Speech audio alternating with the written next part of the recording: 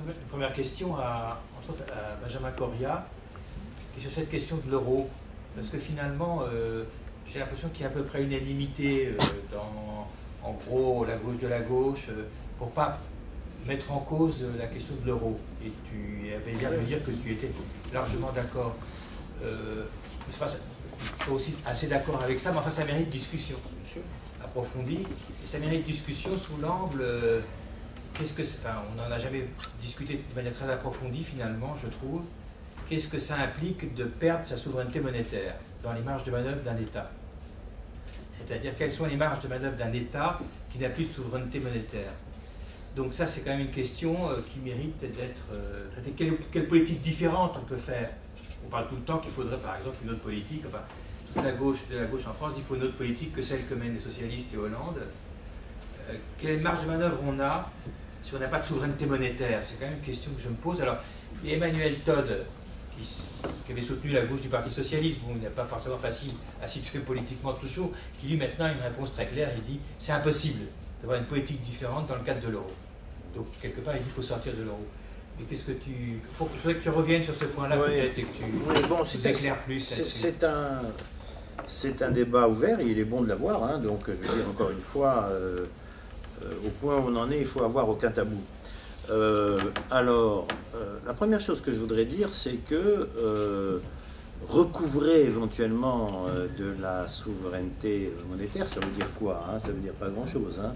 Ça veut dire la possibilité de dévaluer, hein, en gros, hein? Et de faire de l'inflation et d'émettre de la monnaie, bon, etc. Bien.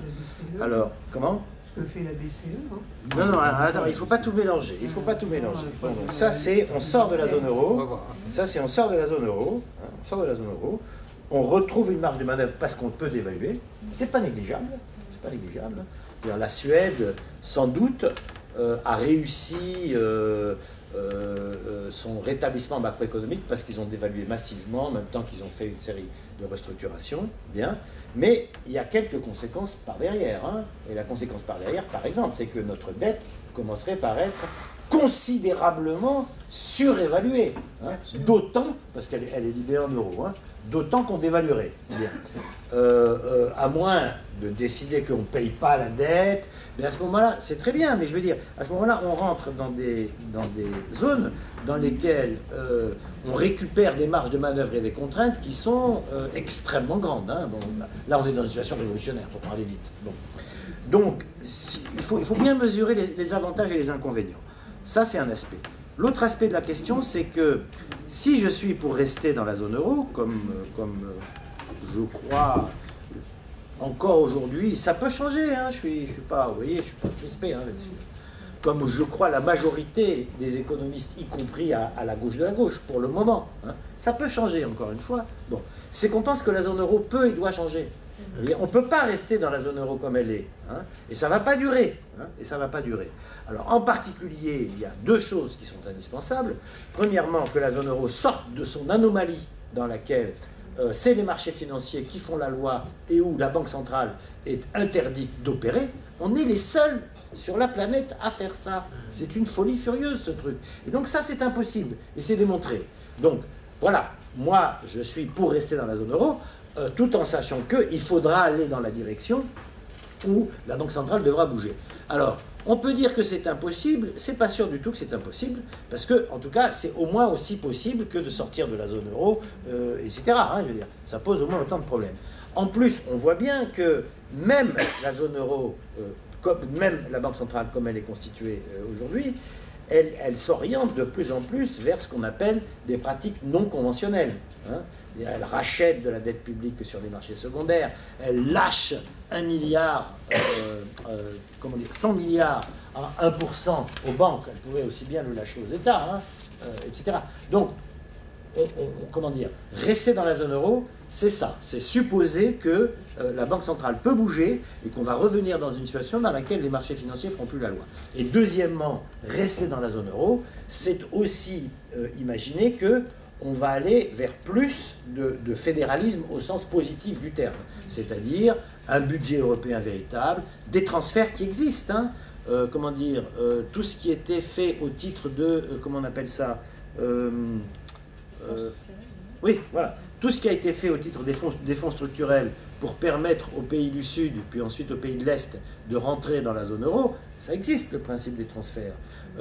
La division de l'Europe en zone 1, 2, 3, avec des régions qui peuvent recevoir, ça existe. Donc les mécanismes existent. Il suffirait de les abonder. Bon, donc, voilà. Et puis troisièmement, donc ça fait beaucoup de conditions, donc je suis prêt à l'admettre. Hein.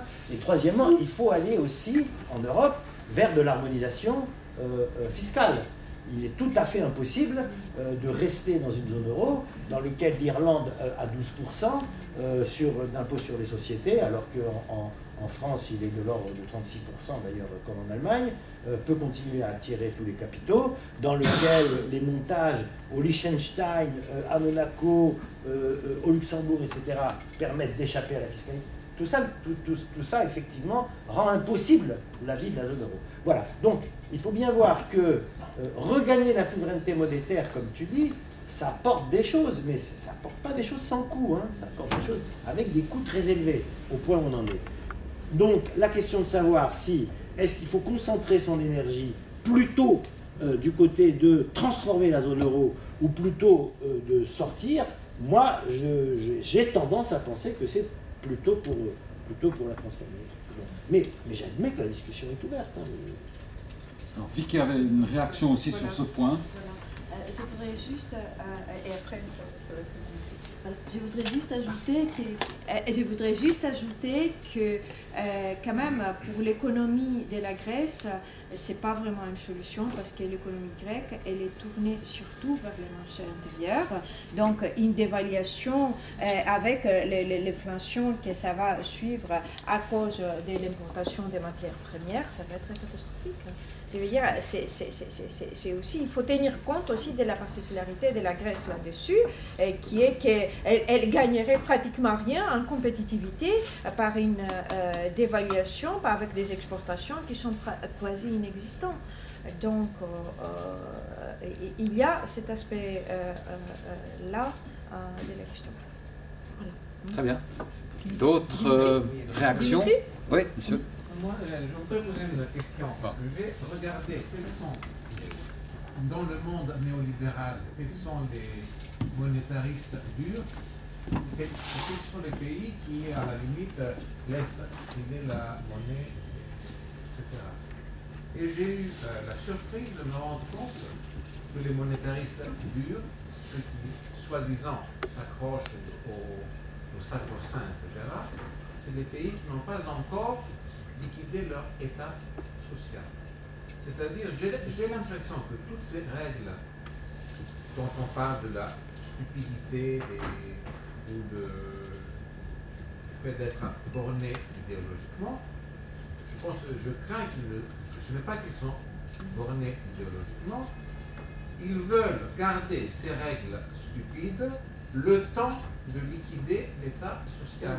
Ils seront prêts tout à fait à laisser tomber une fois qu'ils auraient privatisé l'enseignement, la santé, etc. Enfin, je voudrais aussi qu'on pense sérieusement à la connivence.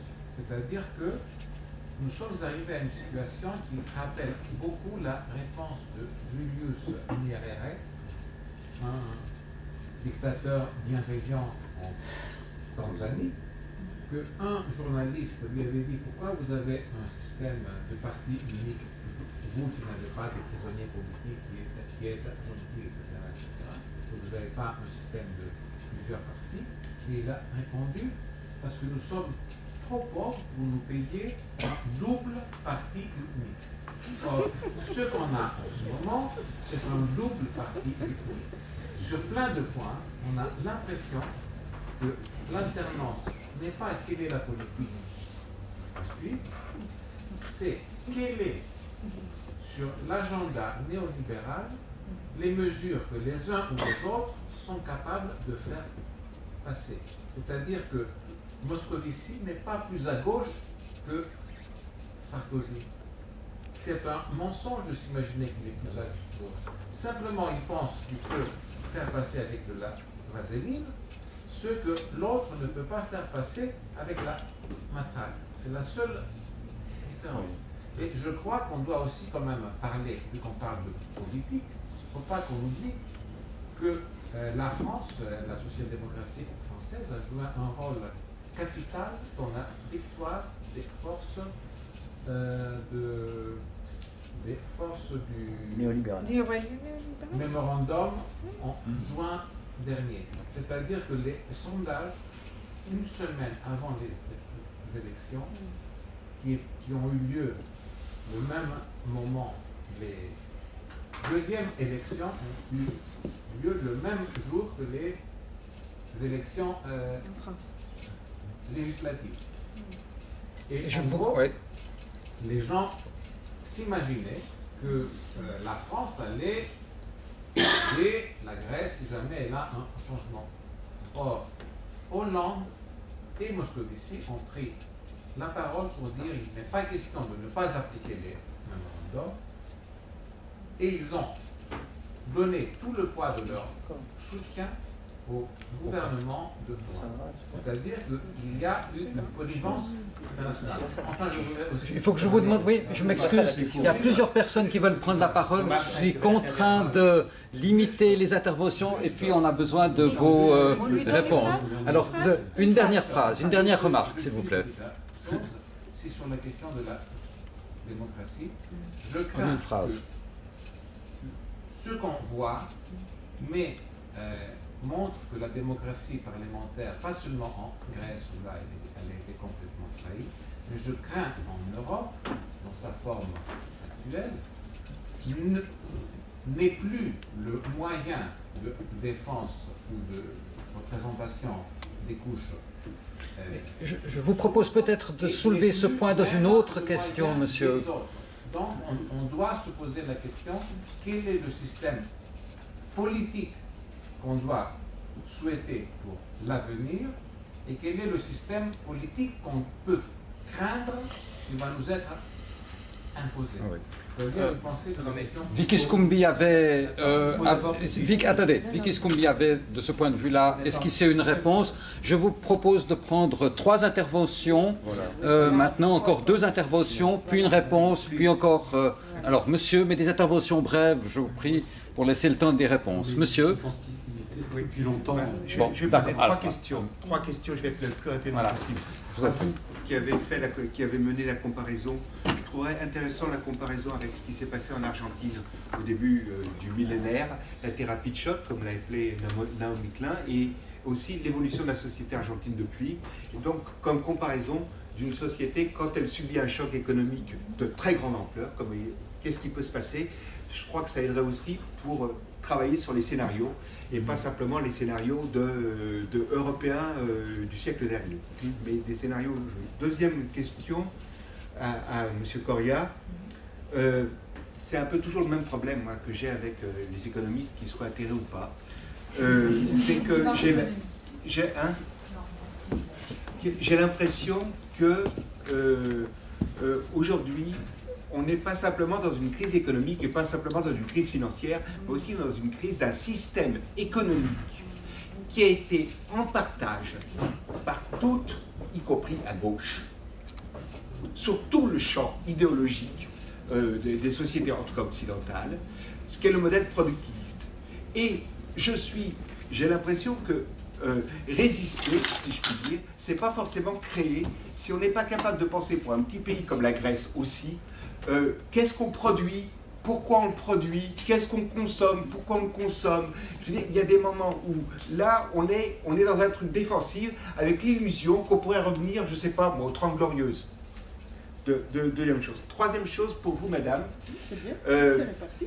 En ce qui concerne la montée de l'extrême droite qui nous inquiète, il se trouve que l'expérience que j'ai extérieure de la Grèce, mais aussi de la gauche grecque, m'a toujours surpris par des positions politiques assez troubles et assez troublantes, notamment au moment de la guerre de Yougoslavie, concernant le soutien aux Serbes, mais de façon très unanime, très forte, et une espèce de mythologie à gauche. S'il vous plaît, monsieur. C'est une impression et c'est une question. Ça ne veut pas dire que je dis que j'ai raison.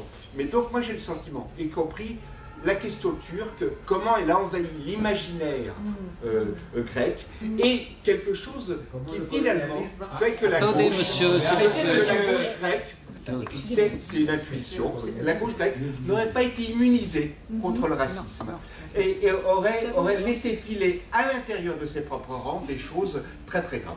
Je donne un exemple pour donner la comparaison. Moi, je suis d'origine pied-noir espagnol. Eh bien, les pieds-noirs espagnols, ils avaient dans la tête los moros, et on combattait los moros. Eh bien, quand ils se sont retrouvés face à des moros en 1960, eh bien, c'était les mêmes. Et c'est passé comme ça. Mais nous, on pense qu'on est politique. Mais les gens, ils ne raisonnent pas comme ça. Ils raisonnent avec les ennemis. Mais ça, c'est autre chose. Peut-être. Voilà. Alors, je propose là, il y avait des questions précises, les réponses, les gens interpellés. Peut-être Benjamin Corbier. Non, il faut que tu continues les interventions. Moi, je ne suis pas d'accord. On ne va jamais s'en sortir, Claude. Il faut que tu fasses un grand tour de table de la salle. Et puis après, nos amis concluront. Il est déjà devant moins le quart. On doit rendre la salle. Bon, d'accord. Donc il faut qu'on continue à discuter. Oui. Et après, les orateurs choisiront à quoi ils répondent ou pas. Mais bon. Ok. Alors, monsieur. Il y a une façon de faire la dissection économique ou politique que je trouve contre-productive. Alors bon, moi je suis d'accord avec Benjamin Corbier sur la réponse qu'il a faite, etc. Mais le problème de sortir de la zone euro en dehors d'une situation révolutionnaire ou d'une situation dans laquelle les choses sont claires, ça veut dire tout simplement pour la population encaisser une baisse supplémentaire de ses revenus de l'ordre de 15 à 20% probablement dans un premier temps. Alors allons-y légèrement dans une campagne électorale et disons ça aux gens, ça pose pas de problème. Bien sûr que ça pose des problèmes. Et donc les gens de la gauche grecque qui sont respectables ont choisi de ne pas mettre ça en avant et de ne pas le faire, et ils ont raison. Voilà. Alors moi, je voulais vous dire, à part Benjamin Corbier, je trouve que je voudrais me raccrocher à sa dernière partie. Il dit qu'il y a des choses qui ne marchent pas en Grèce aujourd'hui, je suis d'accord avec ce que tu disais, et ça aussi c'est un laboratoire. Ça aussi c'est un laboratoire. Et l'enjeu après qu'on discute, il est assez simple finalement. Oui à la mise en place de procédures autoritaires en Grèce, ailleurs, en Italie, on a eu, bon, dans toute l'Europe. Tout ça est fait pour arriver à une situation qui est une situation où on revient en arrière de manière très importante, probablement dans les 10 ans qui viennent, et peut-être moins, sur les grandes conquêtes sociales qu'il y a eu. Et sur les acquis qui font qu'il y a eu la sécurité sociale, et puis d'autres choses, et l'éducation, etc. Sans détail. Et ça, c'est l'enjeu maintenant que la Grèce montre, que l'Italie montre, que l'Espagne montre, que tous les autres montrent, et que la France va bientôt montrer. Mais il y a quelque chose qui me gêne dans les présentations que vous avez faites tous les deux, je le dis comme ça sans polémique, mais on vous écoute et on a l'impression que le problème maintenant, c'est la menace d'Aube dorée. Oui, Aube dorée est une menace, mais la situation en Grèce, enfin, je ne la connais pas aussi bien que vous certainement, mais il ne me semble pas qu'elle soit seulement ça. La situation en Grèce, c'est qu'on a eu 9 grèves générales, si j'ai bien compris, qu'il y a probablement d'autres qui sont en train de se préparer, que c'est le seul pays d'Europe dans lequel la gauche, et pas la gauche du PS en France, une gauche qui présentait des solutions, etc., a failli gagner les élections, et où le problème se pose encore de l'instabilité de ce gouvernement qui probablement ne durera pas et ne passera pas l'hiver prochain, et avec d'autres choses qui viendront. Donc tout ça dessine un paysage qui est un peu différent, dans lequel les enjeux sont bien ceux-là, absolument d'accord, mais où l'enjeu politique, c'est pas d'essayer de qualifier la situation de l'État grec aujourd'hui, encore que ce soit une discussion sans doute intéressante, mais c'est d'essayer de voir dans les initiatives économiques qui sont prises par l'Europe ce qui peut et ce qui doit être contré, et deuxièmement, d'avoir des réponses politiques qui soient accessibles à la population dans sa grande majorité en Grèce, compréhensibles, et qui fassent que la mobilisation qui n'a cessé de monter en Grèce, puisse aboutir sur un plan politique. Voilà. Donc je suis désolé, j'ai pas de questions. C'était une remarque. Très bien, monsieur. Merci de me donner la parole et je m'excuse d'être arrivé en retard, j'ai eu beaucoup de mal à trouver cet endroit. Donc je voudrais partager des impressions d'une part sur la Grèce et d'autre part sur la souveraineté monétaire. En ce qui concerne la Grèce, la catastrophe qui se produit en Grèce me fait penser à ce qui s'est passé au moment de la transition au marché dans certains anciens pays de l'Est. C'est-à-dire qu'il y a des pays où l'espérance de vie a baissé de 7 ans, comme en Pologne, tandis par exemple en Tchécoslovaquie, enfin maintenant en Tchéquie, Elle n'a baissé que de 5 ans, parce que les extrémistes du FMI ont été un peu contrôlés par Václav Havel. Donc, ce qui se passe en ce moment, ce qui me navre, ce qui me désole, c'est que les gens qui ne sont pas ici n'ont pas une idée de ce qui se passe en ce moment. Le mot de crime contre l'humanité est peut-être excessif, mais cependant, il me vient sur les lèvres. Et les gens qui ne sont pas dans cette salle n'en ont aucune idée. Il faut trouver des moyens de leur faire prendre conscience. Donc, de même qu'on a quantifié la baisse de l'espérance de vie en Tchécoslovaquie ou en Pologne, peut-on quantifier la baisse de l'espérance de vie en Grèce et en faire un élément qui caractérise la situation, qui permette aux gens de comprendre vraiment ce qui se passe. Maintenant, quand vous vous demandez comment décrire la situation politique en Grèce, pour moi, la situation politique en Grèce est une situation de colonisation. C'est-à-dire que l'infâme UE de Lisbonne, je prends toujours soin de ne jamais parler de l'Europe ni de l'Union européenne, je parle de l'infâme UE asservie par le traité de Lisbonne, est devenu un instrument de colonisation au service des pays les plus riches pour les pays les plus pauvres. Entre parenthèses, si vous voulez, l'appréciation qui consiste à dire qu'un excédent commercial c'est vertueux et qu'un déficit c'est du vice, n'a de sens que quand il y a plusieurs monnaies et qu'on peut ajuster les taux de change. Autrement dit, il n'y a plus aucun jugement de valeur. Les excédents allemands n'existent que, les pays du Nord n'existent que parce qu'il y a des déficits dans les pays du Sud. C'est un jeu à somme nulle. Et ça devient un instrument de colonisation. Maintenant, comme j'ai déjà beaucoup parlé et que je sens que l'assistance s'impatiente, je voudrais aussi parler de la partie souveraineté monétaire. Benjamin, je crois que nous avons déjà eu une controverse à ce sujet. Depuis, Jacques Attali a dit « Ah, mais la sortie de l'euro n'a pas été prévue, on l'a fait exprès. » Ça relève de la Cour de la justice de la République, d'ailleurs, de conduire ses concitoyens dans une impasse. Mais dans la mesure où la sortie de l'euro n'a pas été prévue, moi je me souviens qu'il y a 10 ans, quand les emprunts libellés en francs ont été convertis en euros, nous n'avons pas demandé à nos créanciers « Pardon monsieur, ça ne vous dérange pas? Au lieu de vous rembourser en francs, je vais vous rembourser en euros. » C'est-à-dire qu'il me semble que les dettes de la République française sont libellées dans la monnaie de la République française. Donc, quand elles étaient en francs, quand notre monnaie était le franc, si tu propages l'argument de Sarkozy, quoi. Non, je ne propage aucun argument. On va y revenir, va doubler si on sort de l'euro. Elle n'est pas libellée en euros, elle est libellée dans notre monnaie nationale. S'il y a un vide juridique, si même Attali dit que la sortie n'a pas été prévue, je ne vois pas pourquoi on fait ce cadeau immense à nos créanciers en leur disant « Ah oui, on continuera à vous payer un euro ». Alors qu'on n'a pas continué à les On ne va pas... Attendez, on va attendre la réponse. Merci. Oui. Encore une dernière intervention avant les réponses. Non. Oui, monsieur. Moi, sur ce débat-là, sur la sortie ou pas de la zone euro, je pense qu'il faut aussi voir... Quand là vous disiez tout à l'heure qu'il y a beaucoup d'économistes de gauche française se situent dans une perspective de rester dans la zone euro. Moi, je pense qu'il faut différencier le mot d'ordre mis en avant, c'est-à-dire sortie de la zone euro, qui rebute beaucoup de personnes et avec justesse à mon avis, qui peut faire le lit, on va dire, de la solution nationale à la sortie de crise que je pense qu'il faut à tout prix éviter, et percevoir aussi, je pense qu'il faut au contraire poser le débat en termes, est-ce que des solutions, on va dire, progressistes, qui garantissent les droits sociaux, ils sont solvables dans la zone euro actuelle. Et du coup, entre le principe qui est de dire on va réformer la zone euro actuelle pour la mettre au service des populations et dire il faudra en sortir, je pense que la frontière en réalité elle est relativement fine. Et du coup, la dernière chose, c'était sur... Il y a une perspective qui a été dessinée en filigrane par Benjamin Correa tout à l'heure de sortie de la crise, qui était une perspective de fédéralisme européen où on aura un réel budget, une politique redistributrice.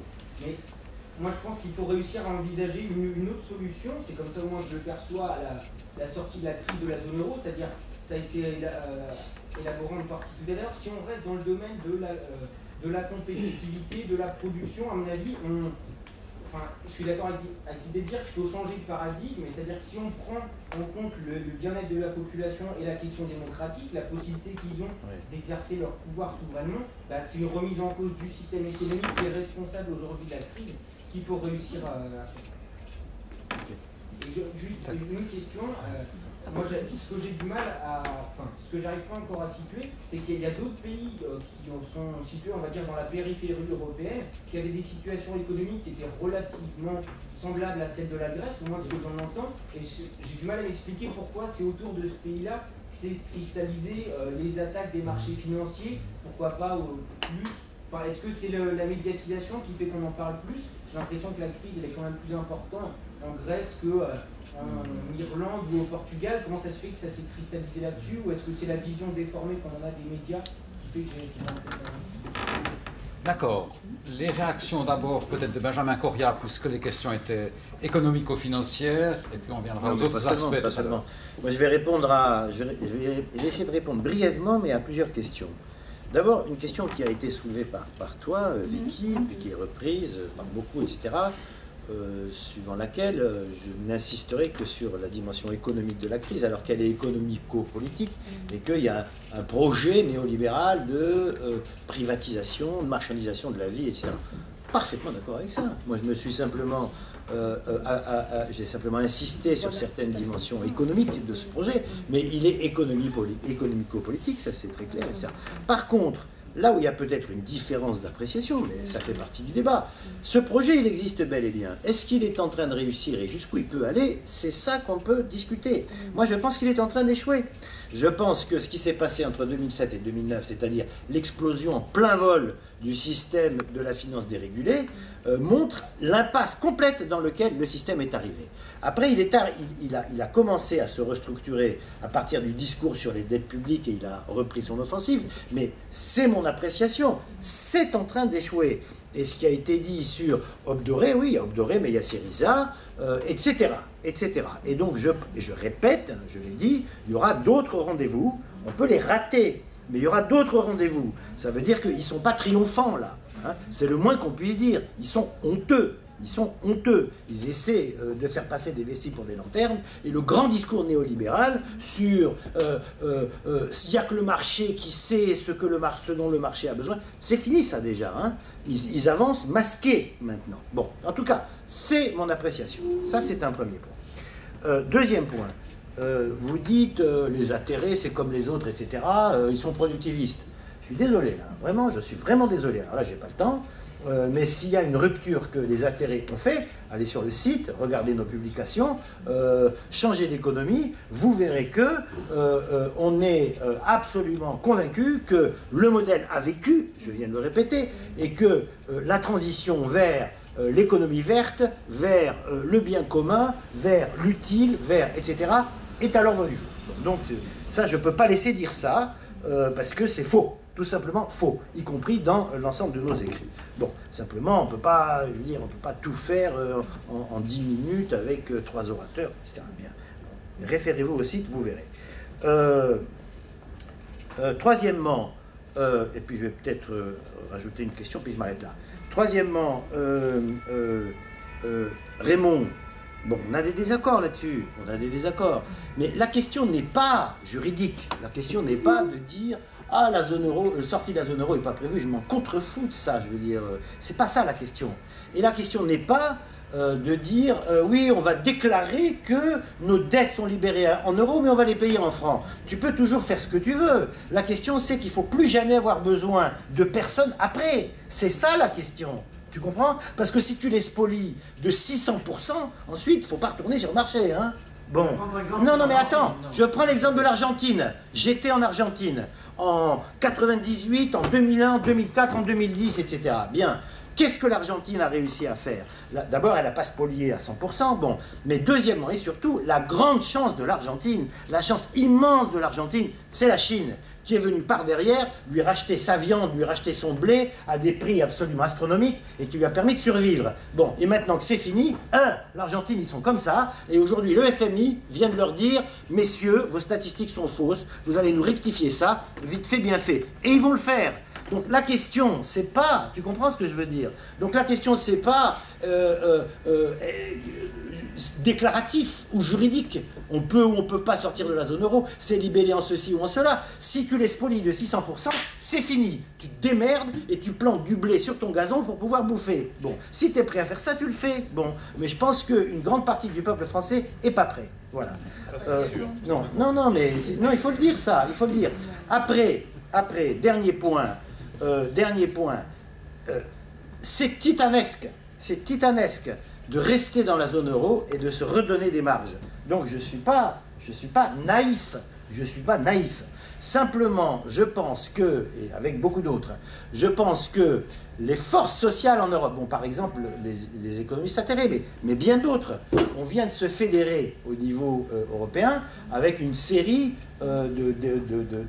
d'économistes atterrés ou l'équivalent d'atterrés dans l'ensemble de l'Europe. Mais ce mouvement, il existe dans bien d'autres domaines, dans le domaine syndical, etc.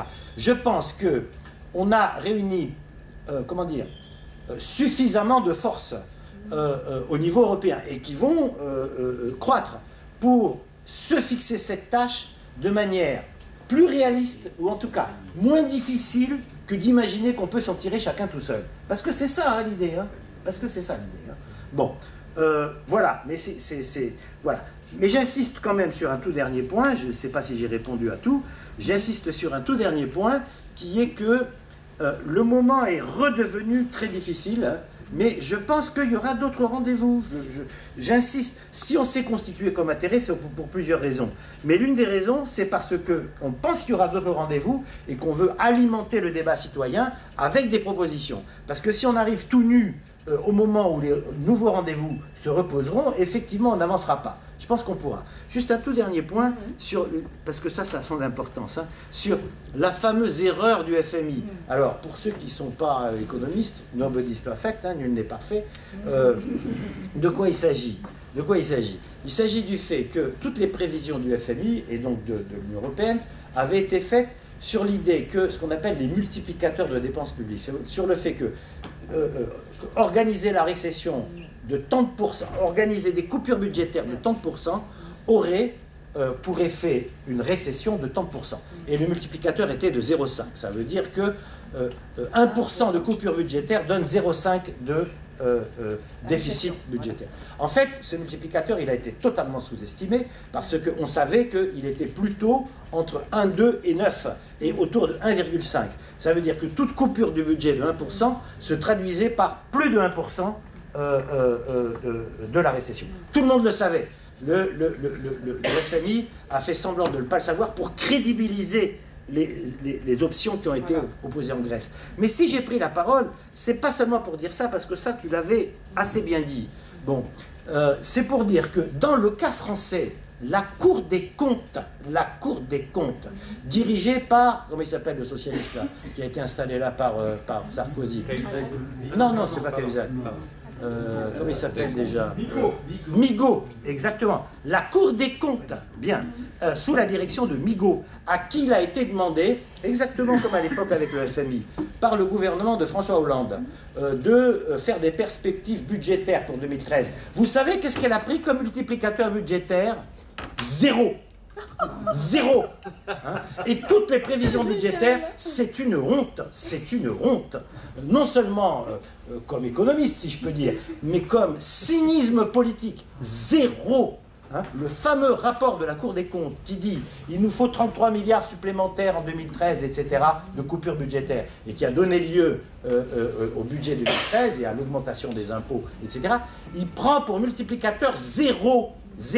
Donc c'est pour dire qu'il y a quelques graves problèmes devant nous et que sur la probité politique et économique de nos gouvernants, il y a beaucoup à dire.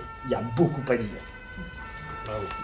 J'ai pas vu la réponse sur pourquoi la Grèce Bon, on va pourquoi la Grèce ? Non, parce que la Grèce c'est de l'euro et que ça risquait de faire contagion sur l'euro.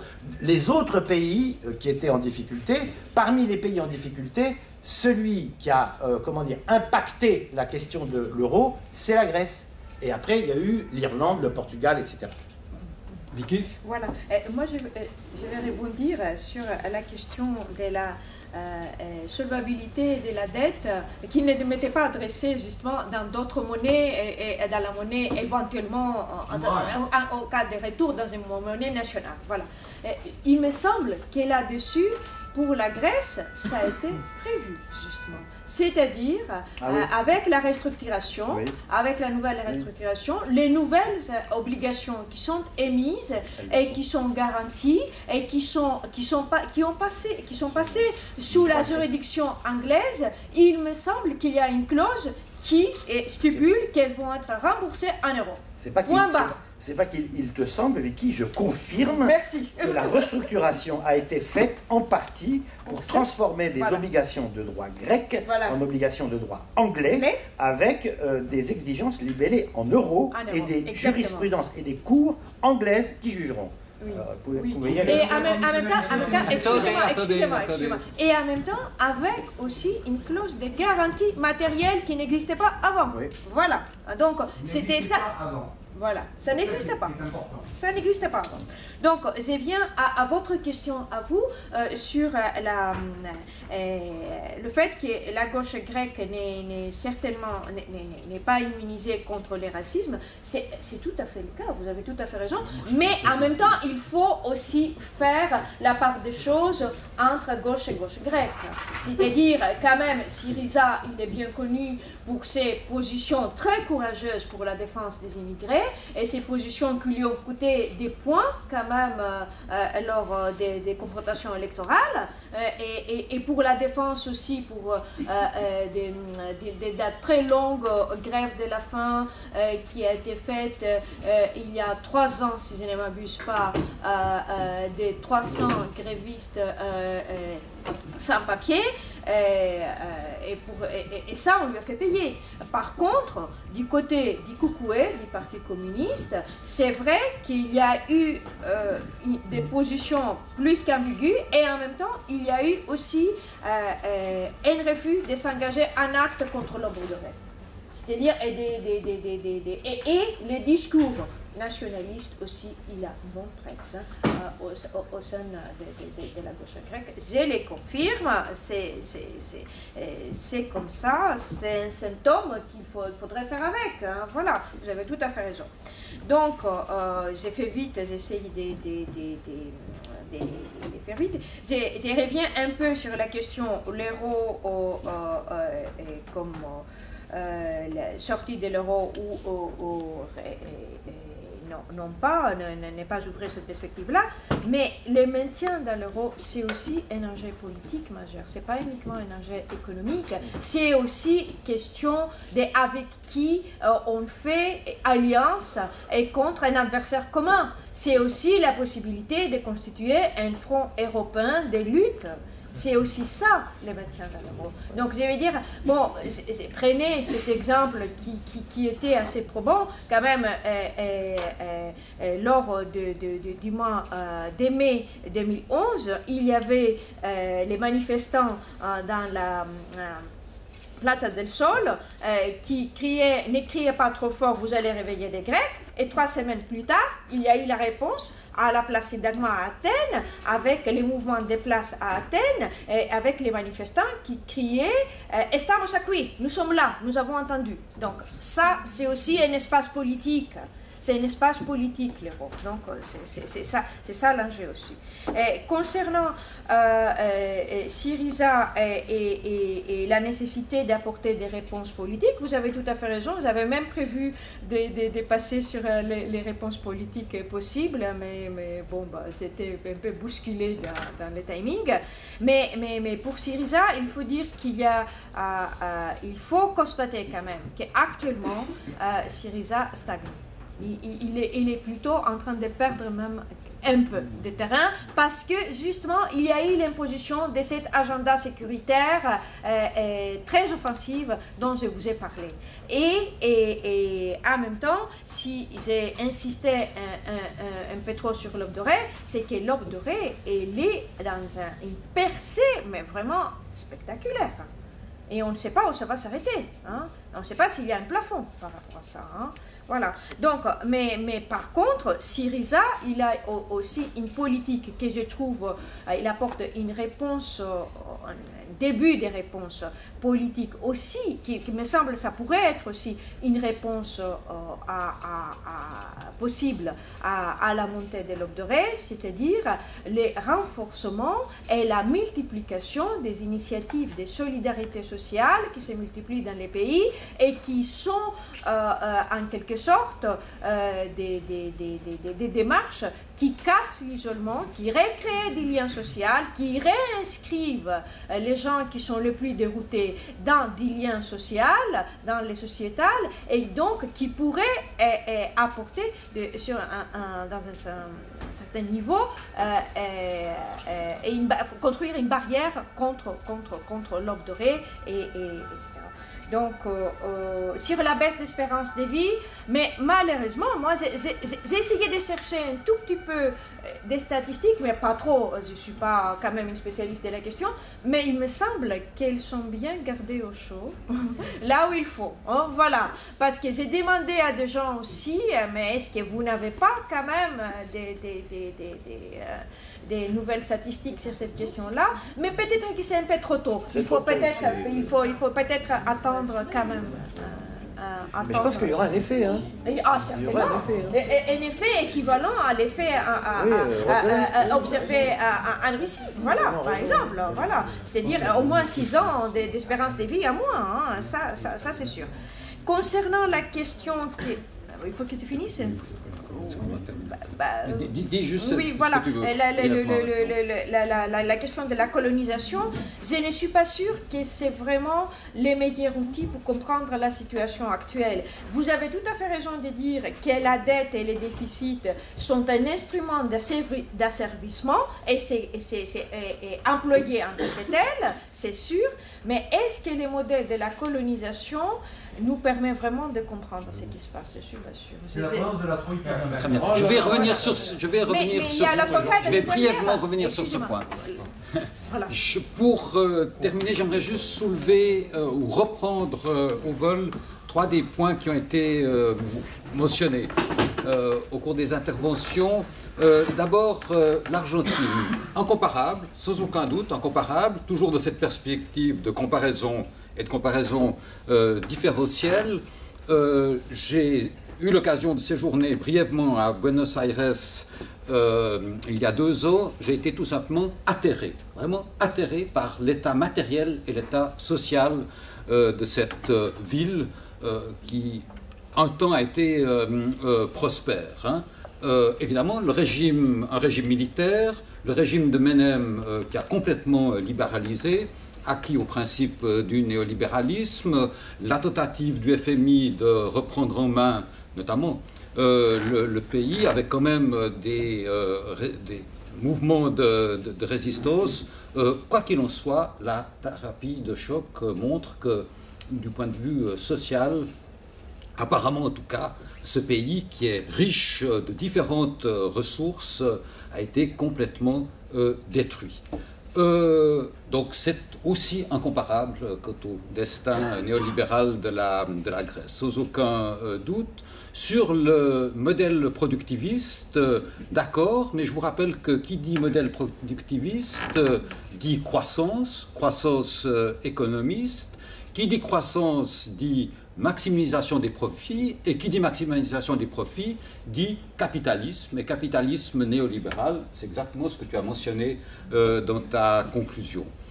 Quant à la colonisation, à une forme de colonisation, je vous rappelle que les mesures exigées, notamment par le FMI à l'égard de la Grèce, mais d'autres pays européens dont on a attaquer en quelque sorte la dette souveraine, sont tout simplement les mesures d'ajustement structurel qu'on a imposées aux pays du tiers-monde dans les années 90. Hein, mot pour mot, principe pour principe. Et c'est en fait une forme, en effet, de néocolonialisme économique, à la fois économique et financier.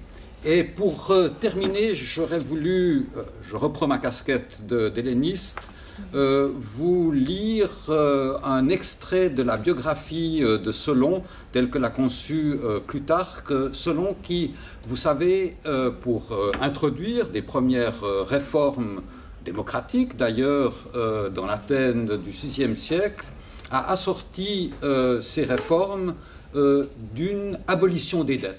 Abolition des dettes, donc délivrance du fardeau, la seis acteia. Et voilà ce qui s'est passé, d'après Plutarque. On a essayé d'attaquer Solon à ce sujet.